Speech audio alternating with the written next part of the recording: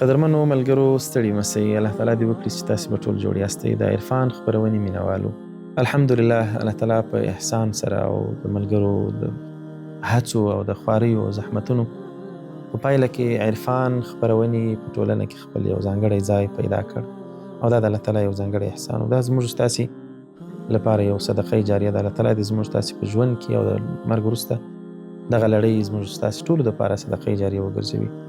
پخوا عرفان خپرونه د حریت له عمومي صفحاتو څخه خپرېدله، خو د دوستانو د اصرار له امله، د هغوی د ټینګار له امله د دې دپاره چې د عرفان خپرونې سره یې ځانګړې لیوالتیا او مینه درلودله، د حریت ادارې پرېکړه وکړه چې د عرفان دپاره ځانګړي صفحات په ټولنیزو شبکو کې جوړ کړي تر څو په هغو صفحاتو کې یوازې د حریت د عرفان خپرونې موجودې وي او تاسې له دې څخه استفاده وکړئ او خوند ترې واخلئ. دغه راز له هغو ملګرو څخه هم مننه کوو چې د عرفان خپرونه نورو ورونو ته رسوي، هغه که د همدې صفحې له لارې وي او که د خپلو صفحاتو له لارې وي. د دې خپرونې هدف او مقصد یوازې په ټولنه کې اصلاح راوستل دي، ځانګړې توګه د ځوانانو افکار رغول او افکار جوړول او فکري تنویر رامنځته کول دي.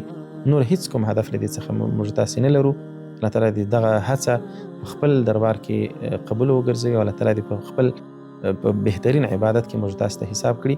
بیا هم له نورو ملګرو څخه هیله کوو چې دغه خپرونې تر لا ډېرو ملګرو پورې او لا ډېرو مسلمانانو پورې ورسوئ تر څو خیر عام شي او موږ تاسو ته یوه صدقه جاریه سي. السلام علیکم ورحمة الله وبرکاته.